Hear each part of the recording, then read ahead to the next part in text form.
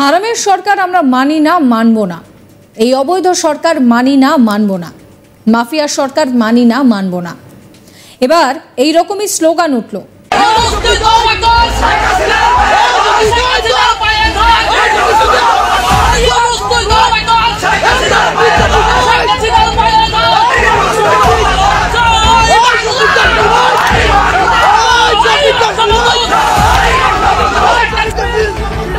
এই থেকে শফিক ডাকাত লন্ডনে, এই থেকে শফিক ডাকাত লন্ডনে, এই থেকে শফিক ডাকাত লন্ডনে। দেখেন আপনারা সবাই শফিক ডাকাতকে, এই দেখেন শফিক ডাকাত, এই দেখেন গণশত্রু, এই যে গণশত্রু লন্ডনে, এই দেখেন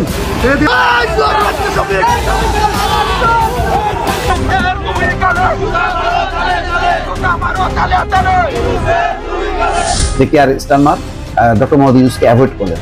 আর এটা যদি হয় তাহলে এটা বাংলাদেশের জন্য একটা খুবই দুর্ভাগ্যজনক হবে। জুতা মারবো, ডিম মারবো এবং তাকে আমরা প্রত্যাখ্যান করলাম, অবাঞ্ছিত ঘটনা করলাম। ইউনূসের ফাঁসি বাংলার মাটিতে হবে সাধারণ আইনেই। সে একজন জবরদখলকারী, সংবিধান লঙ্ঘন করে ক্ষমতা দখল করেছে।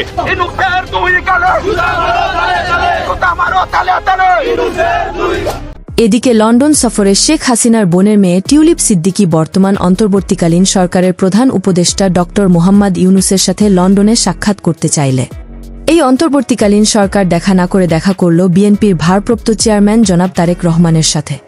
জানিয়ে এখন রাজনৈতিক অঙ্গনে বিশৃঙ্খলা সৃষ্টি হয়েছে।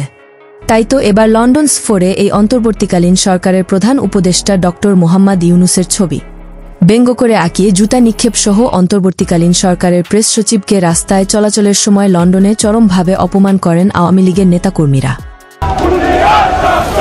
দাবি তুলবে ইউনূস দুই রাজাকার এই মুহূর্তে বাংলাদেশ। ইন্টিম গভর্নমেন্টের যে দখলদার শুধু কুনি ইউনূস, উনি যে আসবেন ওনাকে প্রতিরোধ গড়ে তোলা হবে। জন আমরা তাকে শুধু প্রতিহতই করব না, সে যেখানে যাবে সেইখানে তার প্রোগ্রাম যাতে না করতে পারে আমরা তাকে বাধা দিব। ডক্টর ইউনূস সরকারকে চলে যেতে হবে, এই কারণে যে অনির্বাচিত সরকার বাংলাদেশকে, গণতন্ত্রকে এবং সার্বভৌমত্বকে ধ্বংসের মুখে ঠেলে দিচ্ছে। দেশের জনগণের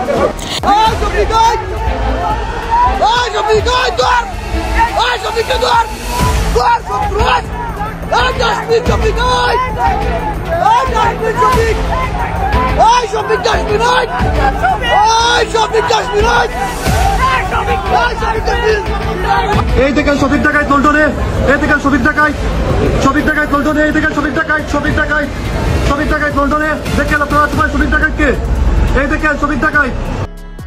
বাংলাদেশের ইতিহাসে, পৃথিবীর ইতিহাস, শুধু বাংলাদেশের পৃথিবীর ইতিহাসে এই প্রথম কোন দেশের সরকার প্রধান হিসেবে নির্বাচিত দায়িত্বপ্রাপ্ত লোক বিদেশে গিয়ে সম্ভাব্য ভবিষ্যৎ সরকার প্রধানের সাথে মিটিং করতে গেছে।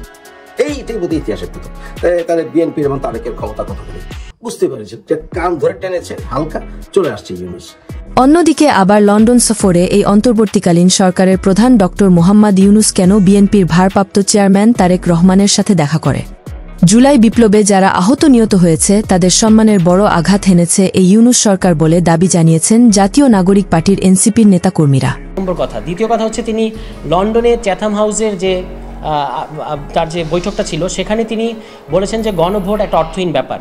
এই দুটো জিনিস আমরা নিন্দা জানাই। এই কারণে নিন্দা জানাই যে আমরা এখনও কি পদ্ধতিতে সংস্কার হবে এটা কিন্তু এখনও ইয়েট টু কাম, এটা এখনও আলোচনা হয় নাই। তো আপনি 6টা পদ্ধতির মধ্যে একটা পদ্ধতিকে ইতিমধ্যেই খারিজ করে দিচ্ছেন। এবং খেয়াল করতে হবে যে ডক্টর মোহাম্মদ ইউনূস কিন্তু শুধুমাত্র প্রধান উপদেষ্টা নন, তিনি জাতীয় ঐক্যমত্য কমিশনের সভাপতি। জাতীয় ঐক্যমত্য কমিশনের সভাপতির জায়গা থেকে তিনি যখন একটা পদ্ধতিকে ইতিমধ্যেই খারিজ করে দিয়েছেন যে গণভোট অর্থহীন, এবং তিনি আবার একটা পদ্ধতির প্রতি পক্ষপাত জানিয়েছেন যে নির্বাচিত সংসদে সংস্কার হবে, তাহলে এই যে জাতীয় ঐক্যমত্য কমিশনের সকল দল মিলে আলোচনা হচ্ছে এটাই কিন্তু তিনি এক ধরনের অর্থহীন করে ফেলেছেন এই ইতিমধ্যেই তার এই বক্তব্যগুলোর মধ্য দিয়ে। এছাড়াও একদিকে নূরকে করা হুঁশিয়ারি দিলেন পটুয়াখালী জেলা ছাত্রদলের আহ্বায়ক। অনধিকারের গুন্ডারা চালো রে চালো, সেটা দেখে এবার বিএনপি কিভাবে রাষ্ট্র পরিচালনা করবে এমন প্রশ্ন তুলেছেন গণ অধিকার পরিষদের নুরুল হক নূর। কিন্তু আমার প্রশ্ন বিএনপির শীর্ষ নেতৃত্বকে, যে আপনাদেরকে বৃদ্ধাঙ্গুলি দেখাতে পারে নির্বাহী কমিটির একজন সদস্য, এইটা যদি আপনারা নিয়ন্ত্রণ করতে না পারেন আপনারা রাষ্ট্র পরিচালনা কিভাবে করবেন আগামী যদি সরকার গঠন করেন? দেশে চলছে কামড়া কামড়ি নির্বাচন নিয়ে, আর অন্যদিকে সার্জিস ও হাসনাতকে সামনে পেলে পিঠিয়ে মারবেন এমন মন্তব্য করেছেন আমজনতার দলের তারেক। ওইরা ঠ্যাং ভেঙে দিবেন একবার। এখন চলছে মব। বিগত যে কোনো তত্ত্বাবধায়ক সরকারের চেয়ে বর্তমান সরকার একটা বাজে সরকার হিসেবে প্রমাণিত হয়েছে। জিএম কাদেরের বাড়িতে হামলা করেছে নৈতিক জায়গা থেকে নাকি লুটপাট করার জন্য, ডাকাতি করার। এই যদি হয় দেশের বর্তমান অবস্থা, তাহলে সাধারণ জনগণের বেঁচে থাকা কঠিন হয়ে যাচ্ছে দিনে দিনে। তাই এবার রাগ হয়ে লন্ডনে আওয়ামী লীগের কর্মীরা এই অন্তর্বর্তীকালীন সরকার সহ তার প্রেস সচিবকে মারাত্মকভাবেই অপমান করেন আওয়ামী লীগের নেতাকর্মীরা। এমন অপমানজনক ঘটনা বাংলাদেশের রাজনীতিতে ঘটে গিয়েছে কিনা তা জানা নেই কারোর।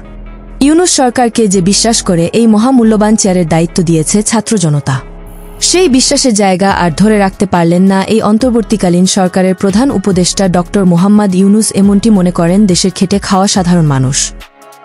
আমি জনগণ হিসেবে দেখছি এটা তো সম্পূর্ণ একটা নাটক। উনি এই পদ থেকে কথা বলে উনি দেখতে চাচ্ছেন যে ওনার জনপ্রিয়তাটা আসলে কতটুকু।